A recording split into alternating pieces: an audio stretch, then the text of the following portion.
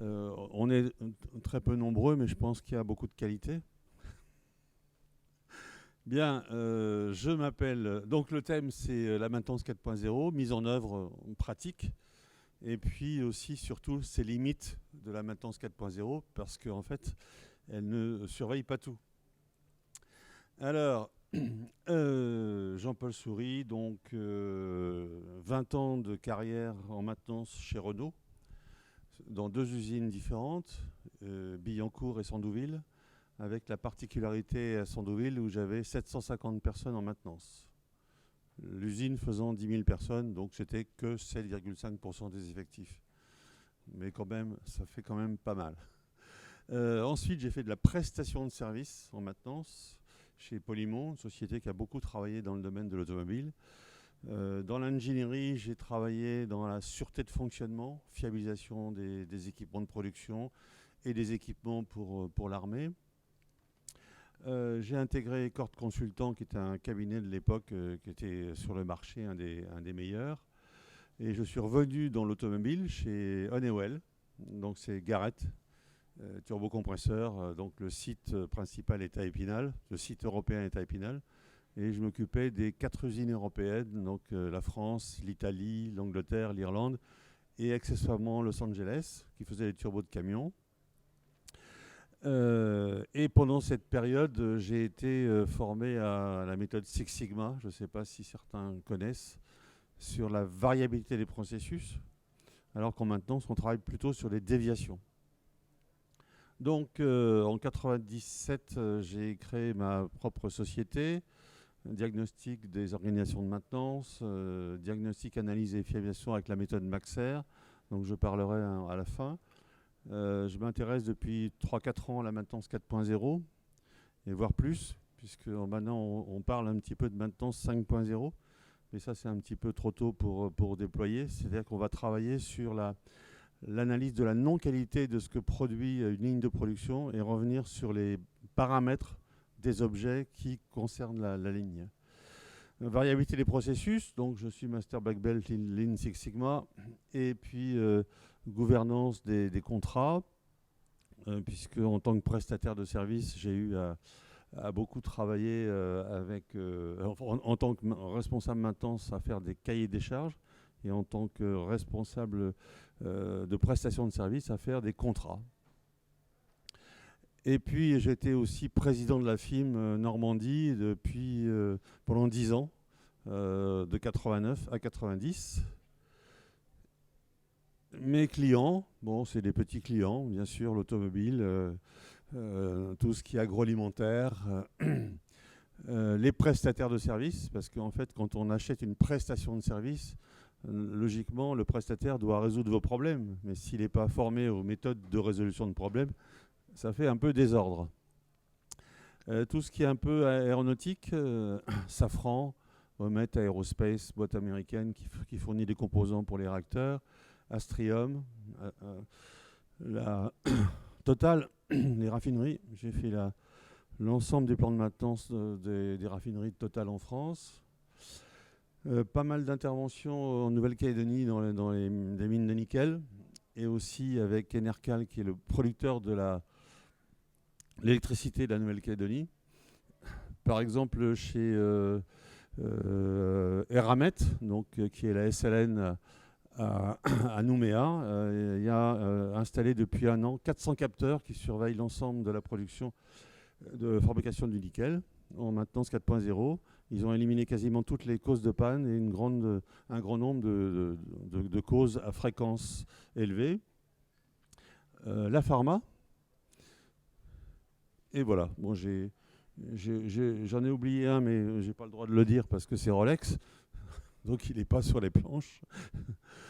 Des publications. Donc j'ai écrit 2 livres, La maintenance, source de profit, en 90, et le guide du parfait responsable maintenance. Et j'ai écrit beaucoup d'articles dans Qualité référence et dans Production maintenance. En fait, j'en suis à l'origine de la création de Production maintenance.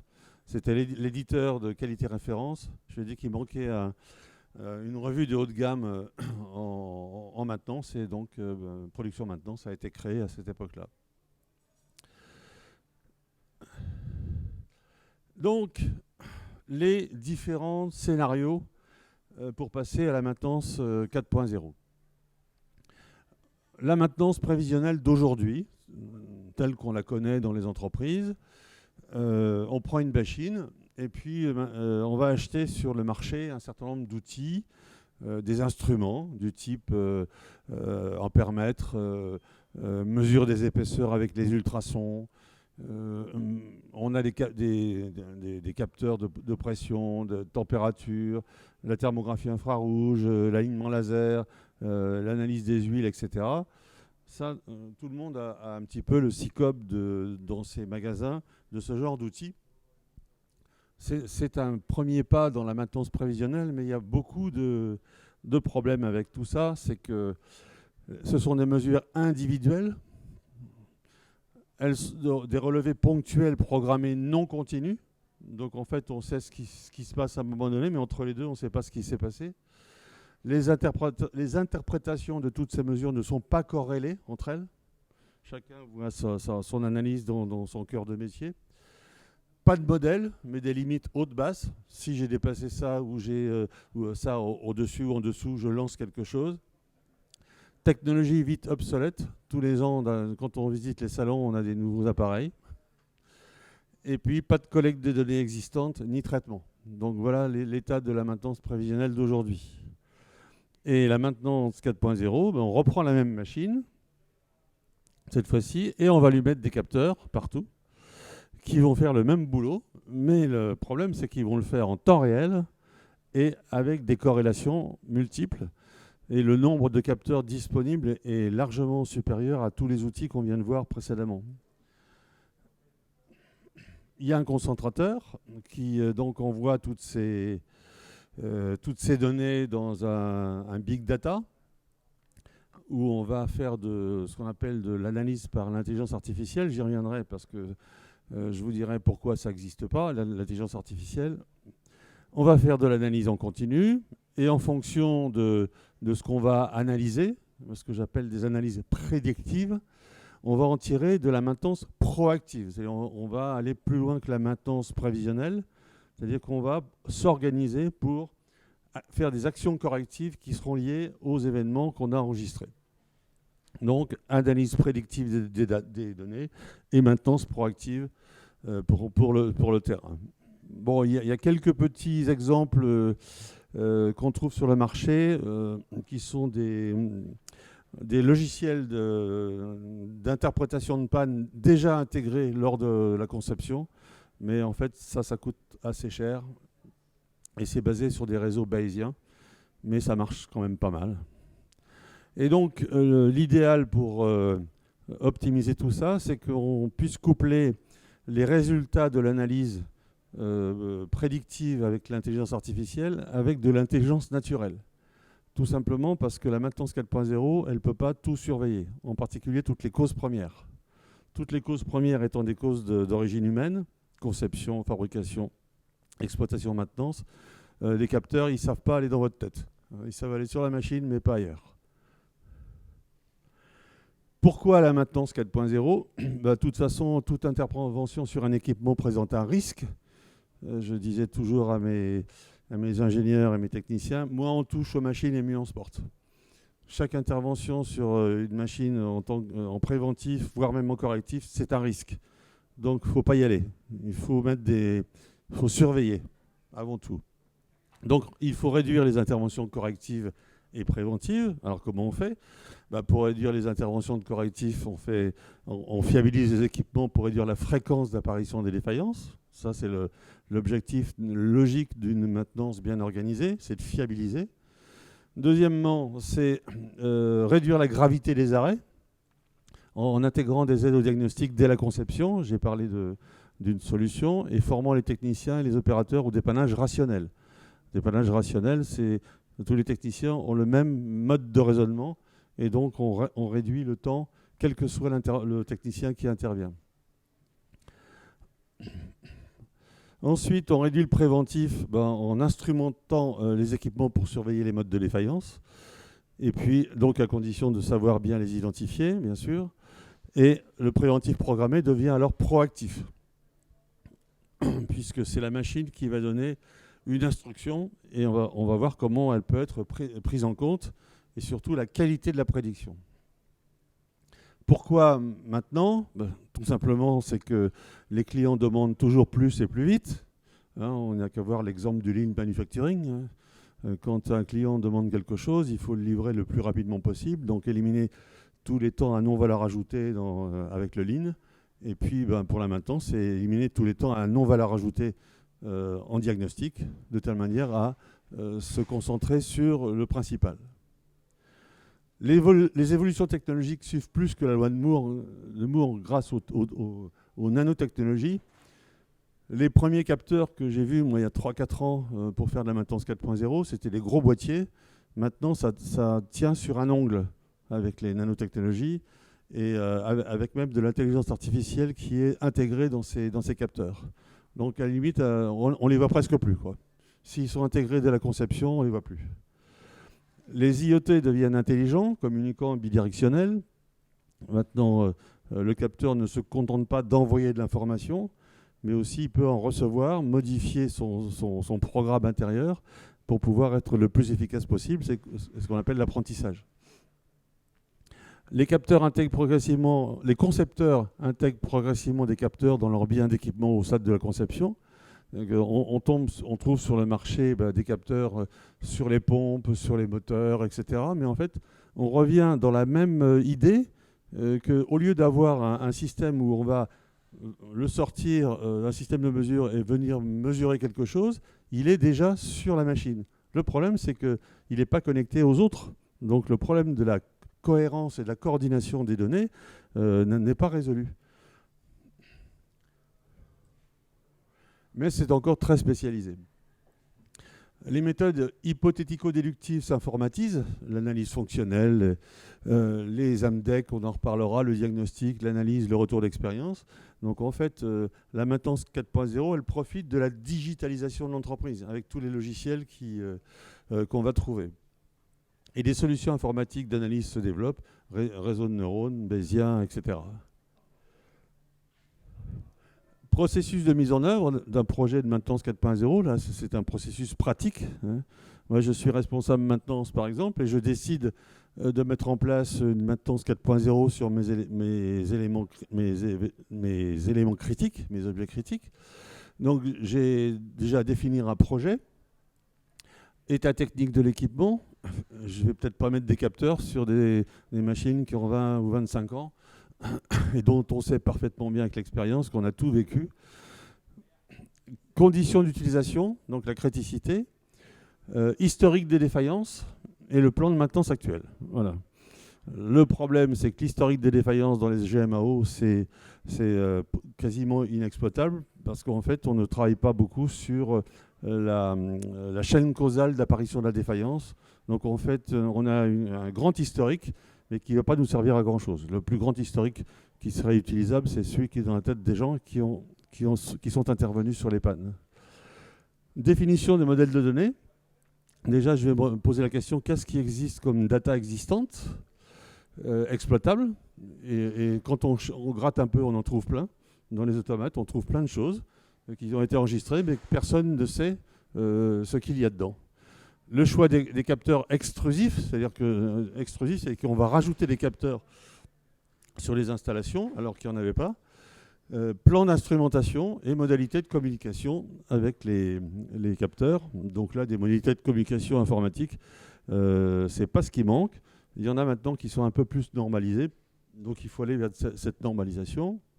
Ensuite, j'ai défini mon modèle d'analyse, ma boîte à outils, conception des métamodèles, développement avec l'IA, donc avec les logiciels du type R, Python, réseau bayésien, corrélation multiple, etc. C'est pas ce qui manque. Je fais tourner tout ça et donc j'évalue mes modèles. Je fais un retour d'expérience. Je regarde la qualité de la prédiction. On va en parler. Et ensuite, eh bien, il suffit de déployer préventif, prescriptif robuste et instrumentation des modèles par similarité. Et à ce moment-là, j'aurai, au niveau de la conception, la capacité de faire un cahier des charges pour le concepteur en disant, voilà, vous allez mettre un capteur sur telle installation, à tel emplacement qui va mesurer telle donnée physique. Et à ce moment-là, il devient intrusif, le capteur. Il devient intégré complètement dans la conception du système. Donc, c'est beaucoup plus cohérent pour le traitement de l'information. Voilà, donc ça, c'est un processus de mise en œuvre qui nécessite à la fois pas mal de compétences dans différents domaines, mais qui est très axé sur la connaissance des techniciens qui gèrent les installations depuis plusieurs années. Mise en œuvre de la maintenance 4.0, donc déjà sur les installations existantes, il existe des données disponibles sur les machines qui sont inexploitées, pas enregistrées et pas analysées. Quand on regarde que tout ce qu'ont fait les banques et les assurances, ils se sont intéressés, en particulier dans le domaine Six Sigma, sur la variabilité des processus transactionnels, puisque ce sont des processus très non industriels, et ils ont fait des gains d'enfer. Mais ils avaient les datas sous les yeux, mais ils s'en étaient jamais servis. Il existe une expérience pas assez structurée dans les bases de données ou dans la mémoire des acteurs à exploiter par des retours d'expérience.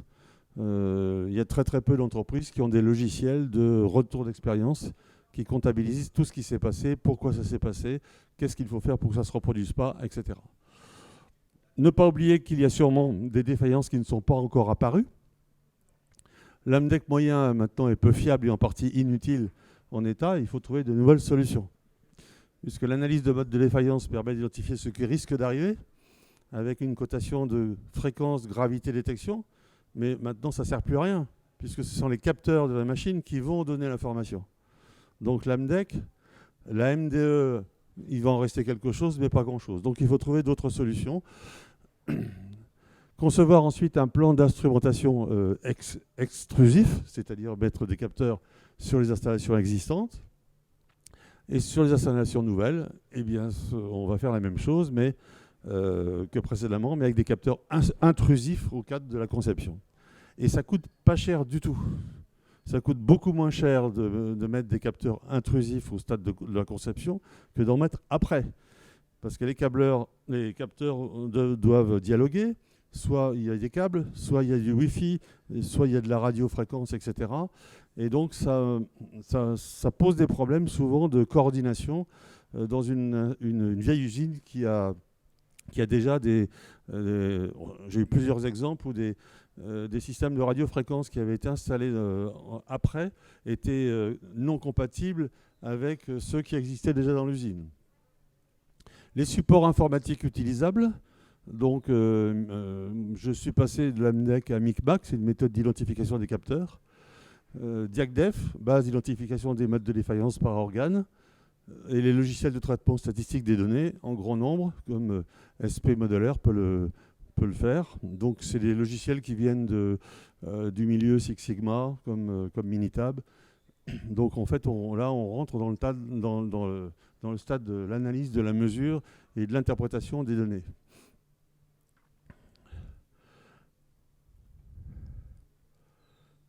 Alors, pallier les limites de la maintenance 4.0 en tenant compte des paramètres subjectifs. Il y a pas mal de paramètres qui sont des avis, mais qui ne sont pas forcément très, très cohérents. Donc, qui identifie les modes de défaillance ? Pour choisir quel capteur donneront la meilleure information et l'état de santé d'un équipement, il faut connaître tous les modes de défaillance possibles. Famille de matériel, système entraînant, système entraîné, interaction entre paramètres physiques. Donc là, ça nécessite une connaissance un petit peu technologique, une connaissance de fiabiliste et aussi une expérience du passé. Et ça, c'est dans la tête des gens de maintenance. Il ne faut pas l'oublier. D'où la nécessité de posséder une base de données structurée que seuls les ingénieurs méthode maintenance et fiabilistes possèdent intrinsèquement. Mais comme on n'a pas actuellement beaucoup de retours d'expérience dans des bases informatisées, eh bien, il faut aller à la recherche par des questionnaires, par des groupes de réflexion, etc. À noter que les techniciens de maintenance sont assez souvent que des spectateurs de ce qui arrive, pompiers de service, mais ils vivent aussi les défauts. Donc, ils savent un petit peu de quoi ils parlent. Quel retour d'expérience ? La maintenance 4.0 serait-elle la panacée pour le zéro panne? Moi je dis sûrement pas, car il y a des causes premières que l'intelligence artificielle ne maîtrise pas. On va voir un petit peu le détail de ces causes premières, et qu'elle ne maîtrisera jamais. Les bases de données de retour d'expérience seront de plus en plus utiles. La GMAO n'est pas une base de données de retour d'expérience, puisqu'on ne sait pas pourquoi ça s'est passé, comment ça s'est passé, et qu'est-ce qu'il faut faire pour que ça ne se reproduise plus. Donc il faut aller plus loin, et donc ça, ce sont des logiciels de l'après-GMAO. Et certaines existent déjà avec le bon vocabulaire, comme dans le logiciel DiagDef, qui est un logiciel d'après-GMAO. L'intelligence artificielle n'existe pas. Alors, je vous recommande un petit livre sympa à lire, c'est L'intelligence n'existe pas de Luc Julia. Pour ceux qui ont des iPhones, Apple, c'est lui qui a créé Siri quand il était aux États-Unis, et ensuite il a été racheté par... il a créé donc le logiciel de communication vocale avec les téléphones portables, et il a été racheté par Apple. Et aujourd'hui, il est où? Il est actuellement directeur scientifique de Renault. Et j'ai été en contact plusieurs fois avec lui pour travailler justement sur du diagnostic avec de l'IA sur les machines. Et il préfère le terme d'intelligence augmentée. C'est-à-dire que c'est lui qui dit, et il démontre dans son livre, que l'intelligence artificielle n'existe pas, puisqu'elle ne peut pas se constituer au raisonnement. Moi, je raisonne, mais le système ne raisonne pas. Il suit des algorithmes qu'on lui a programmés, sans plus. Il apprend un petit peu, mais l'apprentissage se fait sur l'optimisation du traitement des données pour arriver à raisonner plus vite. Alors, l'analyse des données, avec l'IA, ce que propose le système, en fait, ce qu'on oublie souvent, c'est que le système peut proposer des choses vraies, fausses, et donc on les catégorise en quatre secteurs. Le vrai positif, c'est-à-dire que le système, le vrai négatif, le faux positif et le faux négatif. Le système, la prédiction est avérée, ce qu'il propose est vrai. Le vrai négatif, c'est la prédiction ne dit rien, il ne se passe rien. Donc là, on oublie. Le faux positif, c'est la prédiction propose et rien ne se passe. Et puis le faux négatif, la prédiction ne propose rien et il arrive quelque chose.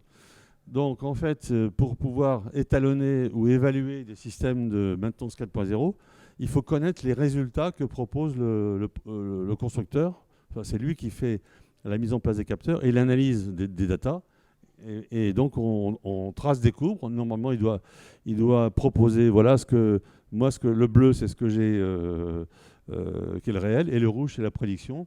Et là, on est dans des situations où le taux de classification est de 0,99, combien 18 99,68%. Donc la prédiction et le réel sont vraiment bien collés.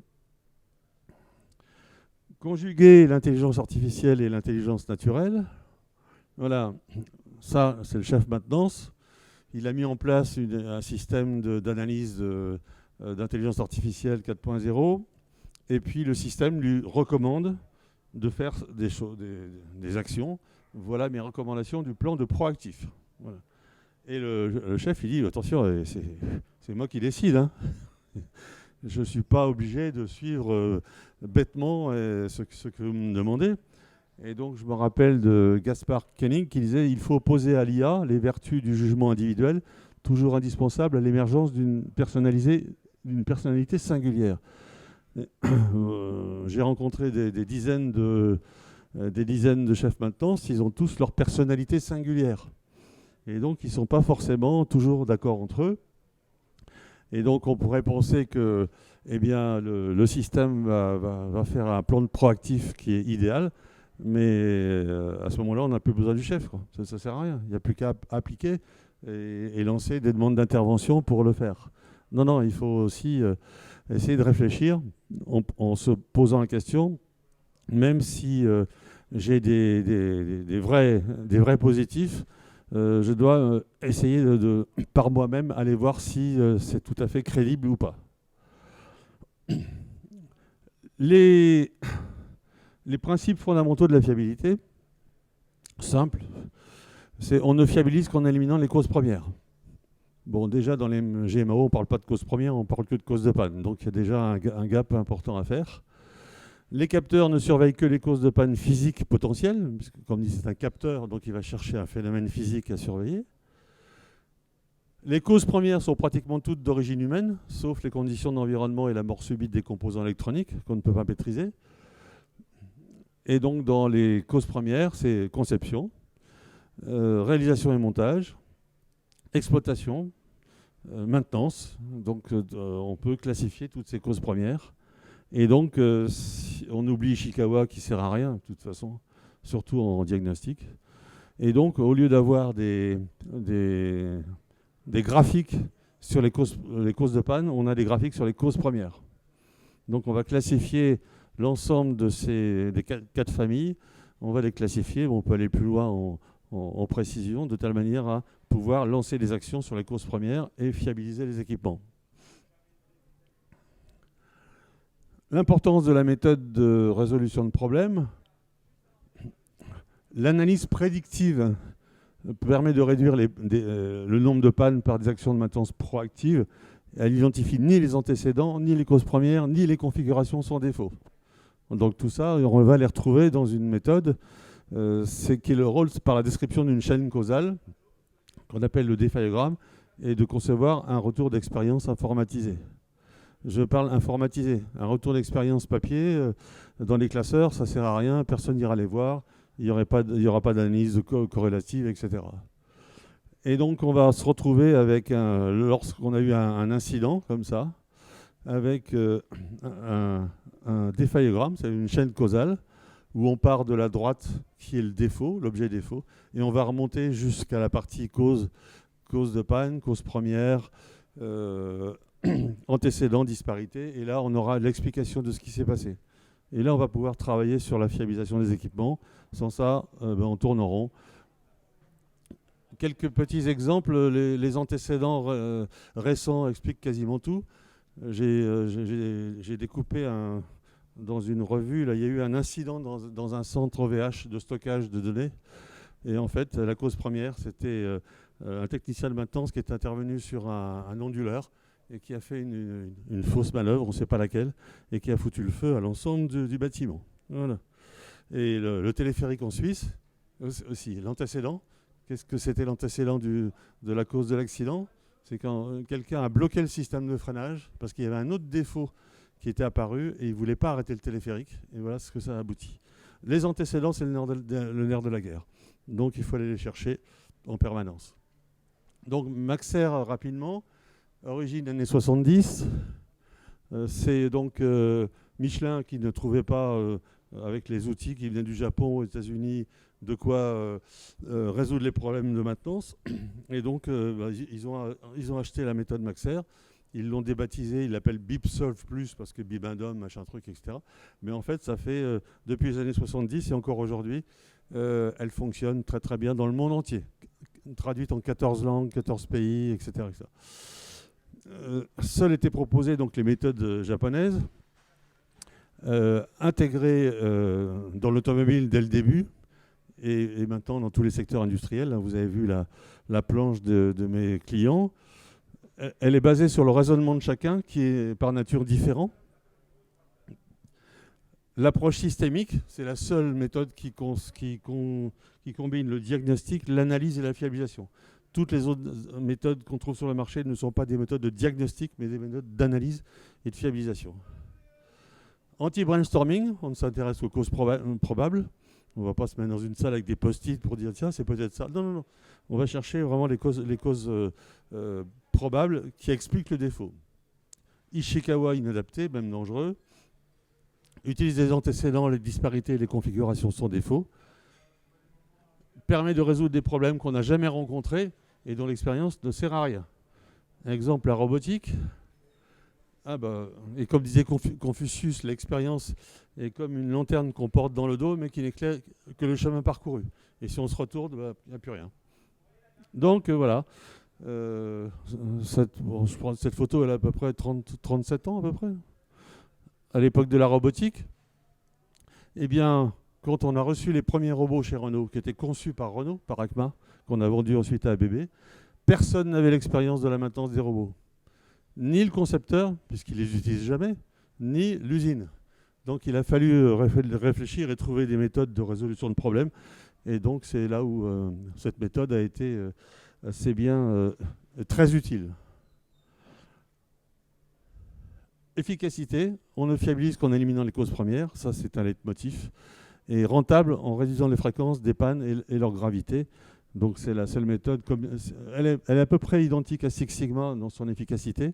Six Sigma réduit la variabilité et Maxer réduit les déviations. Donc quand on est formé aux deux, moi j'ai une Master Black Belt chez Forestia qui est instructeur Maxer, eh bien, malgré qu'elle ne soit pas technicienne du tout, elle réussit à résoudre des problèmes que les techniciens de 20 ans d'expérience n'arrivent pas à trouver. Et valorisante pour chaque personne qui a été formée, comme Six Sigma, puisque c'est une formation intellectuelle, de raisonnement. On quitte l'entreprise, on a toujours la formation dans la tête, donc c'est très valorisant pour le personnel. Bon, je passe sur le diaphogramme, comment il se construit. J'ai un symptôme avec un objet défaut. Je vais avoir une petite partie inductive où je vais identifier tous les objets défauts qui risquent d'exploiter le phénomène physique. Je vais déployer tout ça. Je vais éliminer ceux qui ne m'intéressent pas par les configurations sans défaut. Je vais rechercher les défaillances extrinsèques, les objections qui font générer des défauts. Et puis, je vais aller jusqu'aux antécédents. Et l'incidence de l'antécédent, ça va être la cause de ma panne. Et j'ai trouvé. Et ensuite, il suffira d'aller chercher les causes premières. Et les causes premières sont les incidences des antécédents. J'ai trouvé l'antécédent, ma cause première, donc je peux fiabiliser sans problème. Et voilà, on finit ça. Et on s'est construit une base de données de retour d'expérience parce que tout ça, c'est informatisé. Et donc, on peut aller trier dans telle branche, tel objet, tel défaut, etc. Et on a la voie royale pour fiabiliser ces équipements.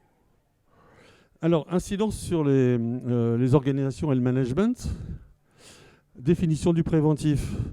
Bien, le préventif ne sera plus totalement défini par les services de méthode maintenance, mais par l'exploitation des résultats, des analyses prédictives, des données recueillies. C'est-à-dire, c'est plus la peine de prévoir un plan de préventif, d'autant plus que 30% ne sert à rien. Donc maintenant, on va attendre que ce soit la machine, à travers les capteurs, qui fasse l'analyse des datas et me donne des recommandations. Voilà. 30% de préventif ne sert à rien. Donc les méthodes qui sont venues des États-Unis, comme la RCM, qui avait été conçue par Boeing, a été utilisée par EDF sous la forme optimisation de la maintenance par la fiabilité.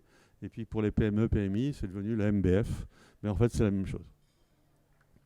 Moi, on touche machine et mieux on se porte, car c'est un antécédent qui gère souvent les conséquences entraînant des pannes. La planification du préventif classique n'est plus possible puisque les actions sont proposées par le système. Il faut donc réorganiser les actions avec plus de réactivité parce qu'on ne sait pas ce qui va nous arriver avec les ressources, les pièces de rechange, l'assistance extérieure d'experts, la sous-traitance à très court terme. Puisque tout ce qu'on a planifié avant, on pouvait planifier l'approvisionnement des pièces de rechange. Mais dans ce cas-là, le système va vous dire attention, cette machine elle va tomber en panne dans une semaine ou dans 15 jours. Donc il faut avoir la réactivité de vérifier si on a bien les pièces et les approvisionner en un temps assez court. Donc ça change un petit peu le mode de fonctionnement des supports, méthodes de maintenance, approvisionnement des achats, etc. La préparation devra être optimisée pour intervenir rapidement si nécessaire. Et les indicateurs sur les causes de panne ne sont plus suffisantes. Il faut les classifier par les causes premières et non par les causes de panne. Ça, j'en ai déjà parlé et c'est fondamental. Il faut privilégier la distribution d'événements en nombre et durée et ne plus utiliser les moyennes. On verra pourquoi ça ne sert pas à grand-chose. Voilà les limites des indicateurs de la maintenance actuellement, qui sont tous normalisés par des experts, ne sont que les indicateurs d'activité de répartition entre correctif et préventif. Et les indicateurs de cause de panne mal classifiés. Et les MTBF et MTVR ne servent à rien, car ils ne comportent pas des écarts types des distributions utilisées. Les distributions par classe de temps sont plus utiles. Voilà, je prends deux distributions, je calcule la moyenne. Et bien, deux distributions très différentes vont me donner la même moyenne.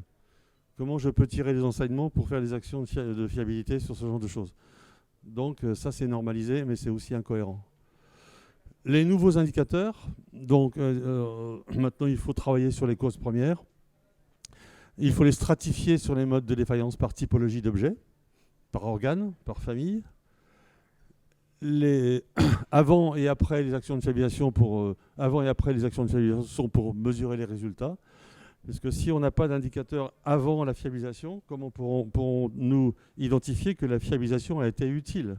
Donc il faut fiabiliser, il faut mesurer avant, fiabiliser et ensuite mesurer après.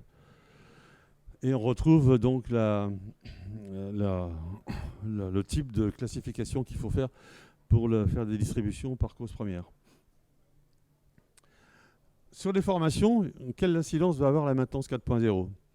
Eh bien déjà, il faut amener une culture statistique aux gens de terrain, sans aller sur des statistiques fondamentales, mais des statistiques pratiques.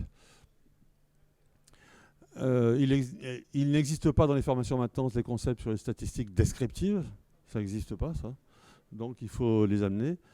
Il est recommandé d'avoir dans l'entreprise un statisticien, voire un black belt passionné de statistiques descriptives, ou un consultant spécialisé qui viendra faire des analyses de temps en temps, dans l'analyse des données, pour faire le travail nécessaire à l'interprétation et l'optimisation des résultats. Si on ne comprend pas comment le système analyse les data, comment peut-on être assuré qu'on va comprendre les recommandations qui va sortir?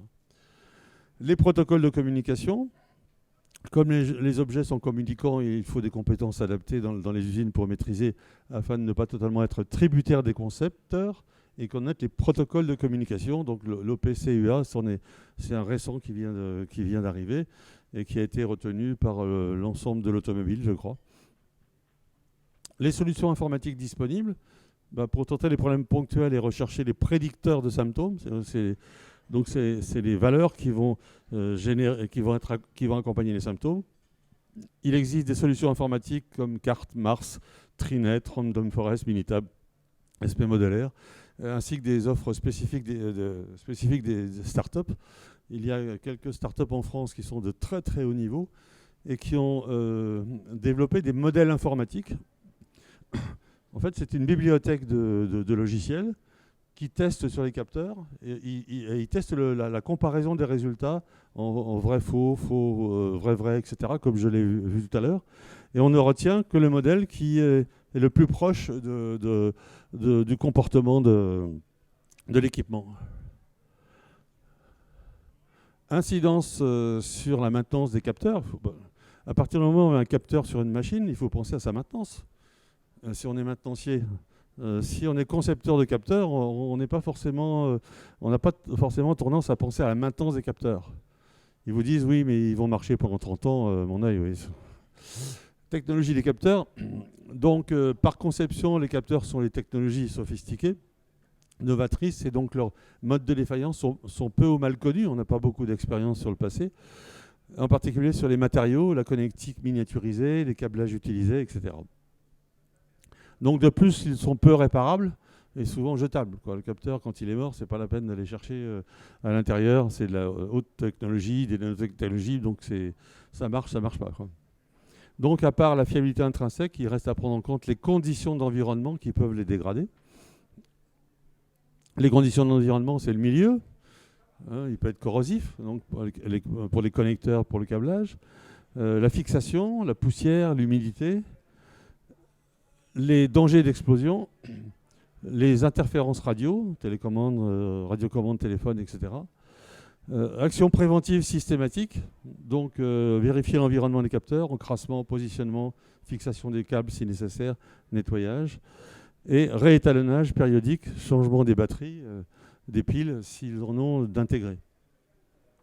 Il y en a qui sont auto-alimentés, de plus en plus, mais les premiers étaient toujours alimentés par des batteries ou des piles. Les gains de la maintenance 4.0, donc on les retrouve toujours sur le correctif et le préventif. Diminution des temps de bon fonctionnement des équipements, réduction des arrêts non prévus.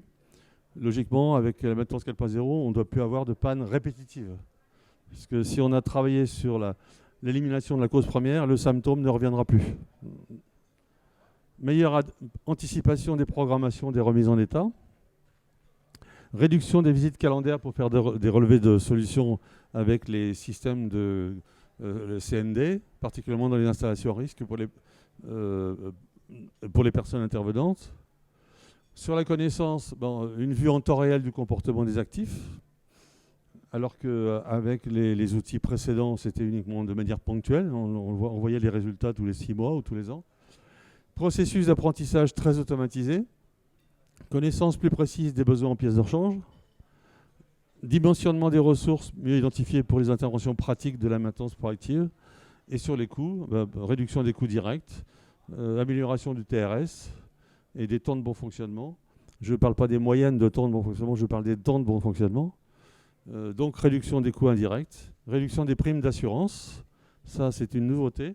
L'assureur qui assure l'ensemble des propriétaires de centrales hydroélectriques en France, il y en a beaucoup qui appartiennent des particuliers, eh bien c'est l'assureur qui a financé les capteurs pour mettre sur les équipements. Et en finançant les capteurs, il a baissé les primes d'assurance parce que maintenant la prédiction est beaucoup plus fiable qu'avant. Et donc les risques d'incidents, qui peuvent être graves, et des pertes d'exploitation, parce qu'en fait l'électricité c'est de l'eau, eh bien en fait ça a rentabilisé fortement ce genre de choses. Donc la maintenance 4.0, elle induit aussi d'autres événements qu'on ne pensait pas. Similitude et historique. Là je vais revenir un petit peu sur mon expérience de maintenance. Quand il y a dans les transports un accident grave, il existe le bureau enquête et accident. Vous entendez à chaque fois qu'il y a terrestre, aérien, ferroviaire, etc. Pour expliquer ce qui s'est passé. Quand dans l'entreprise il y a un accident de personne ou presque accident, le CHSCT fait une enquête. Enfin, un groupe de travail, une enquête. Quand dans l'entreprise il y a un problème de qualité, on gère les non-conformités. Mais quand dans l'entreprise il y a une grosse panne, où est l'organisation pour résoudre les problèmes? Groupe de résolution de problèmes. Eh bien, l'impact sur l'organisation, ça c'est une revue que j'éditais, on est en 83, vous voyez, 37 ans à peu près. J'éditais à 1000 exemplaires tous les trimestres. Et à cette date-là, j'avais créé des groupes de recherche d'amélioration de la maintenance et qui permettaient à toutes les équipes, quand il y avait un gros problème, on crée ce groupe et on le traitait comme un accident, comme un incident de transport ferroviaire, et on avait une bonne méthode dont je viens de parler. Et mon premier bouquin s'appelait La maintenance source de profit, en 90, oui. Et je constate que certains managers n'ont pas encore tout compris. Malheureusement, il est épuisé, donc il ne reste plus que le deuxième, le guide du parfait responsable maintenance. Le gestionnaire de la maintenance de demain, son profil, assurer les connaissances, puisque maintenant on va rentrer dans un métier de connaissances, d'analyse. La pyramide des âges montre que le vieillissement des services méthodes techniques guette de nombreuses entreprises, qu'il y a des gens qui partent, ils ne sont pas forcément remplacés, alors qu'ils avaient la connaissance. Donc il faut mettre en place une base de données de retour d'expérience, ce qu'on appelle vulgairement knowledge management. Maintenir le parc de machines compétitif, donc gérer l'obsolescence, maîtriser les nouvelles technologies, ne pas mésestimer la maintenance corrective sous prétexte que la maintenance proactive va tout maîtriser à cause des antécédents. Intégrer la maintenance 4.0 dans la stratégie et la politique de maintenance dès le début. Intégrer les capteurs au stade de la conception et faire surtout un cahier des charges de maintenance en conception en plus du cahier des charges d'achat. L'entreprise achète une machine pour fabriquer des produits. Moi, maintenancier, j'achète une machine qui doit être instrumentalisée au maximum. Et ça, je l'inclus dans un cahier des charges de maintenance spécifique. Mais ce n'est pas une nouveauté. Hein. J'ai fait ça il y a 30 ans, mais ce n'est pas encore très, très bien répandu. Maîtriser et maintenir les nouvelles technologies, veille technologique, toujours être en veille. Et exploiter et faire évoluer les métamodèles qui optimisent le proactif et envisager des déploiements. Donc soit on a des métamodèles anciens où on essaye de créer le fonctionnement d'une machine par rapport à celle qui a. Maintenant, les métamodèles sont plutôt des métamodèles d'analyse des données et qu'on met en concurrence pour trouver celui qui va mieux résoudre les problèmes. Et puis de devenir data scientist, on entend beaucoup ce nom. mais pas au sens fondamental, mais au sens maintenance. C'est quelqu'un qui aurait la connaissance de toutes les datas de l'entreprise et qui pourrait dire, tiens, ça, on va pouvoir mesurer tel phénomène physique, on va le corréler avec tel autre, on va traiter tout ça avec des corrélations multiples, etc. Et ça, c'est le rôle du data scientist. Donc, c'est un nouveau métier pour la maintenance, pour le futur. La solution, bon, cause de panne, c'est l'IA. Les causes premières, c'est la méthode que je viens d'évoquer. Et si on maîtrise les deux, eh bien, on a de grandes chances de maîtriser son patrimoine de manière assez bonne.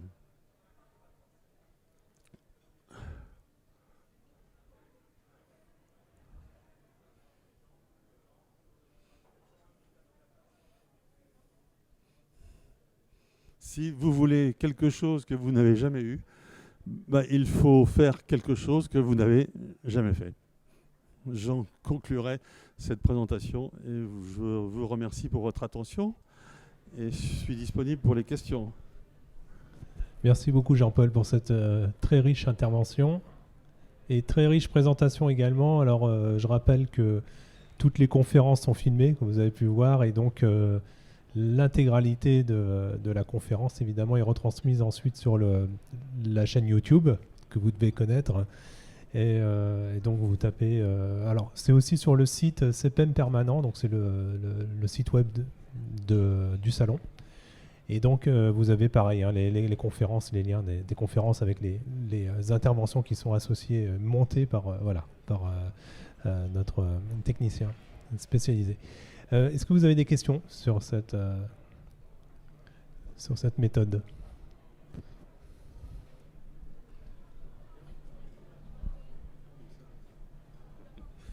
Oui, bonjour, Maurice Bellamou, je suis d'Enso.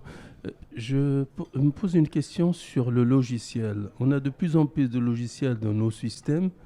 Or, les méthodes que vous présentez, je n'ai pas vu beaucoup de logiciels. Quel a été l'impact et comment vous êtes adapté à cette augmentation croissante du software?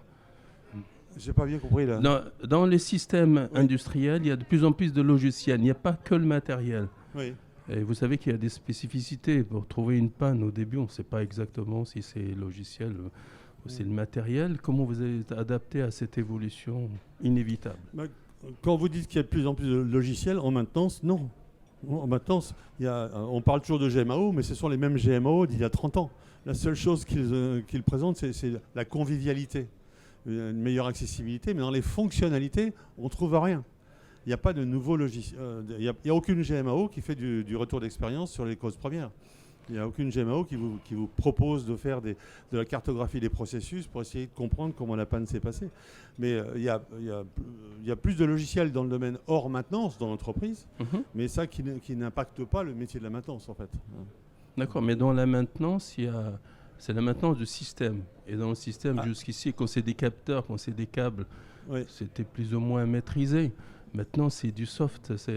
La panne, elle est peut-être dans la troisième ligne du code. Je ne suis pas dans mon domaine de compétences là, en parlant de ce genre de logiciel. Okay. Les fondamentaux de la maintenance, ils sont toujours les mêmes. Que vous fassiez la maintenance d'un capteur avec son câblage, comme on l'avait fait dans le Charles Leclerc ou sur une installation de production, pour moi, ça n'a pas changé. On n'a pas besoin de logiciel pour ça. Je vois pas. Je trouve, j'ai pas la réponse pour ça.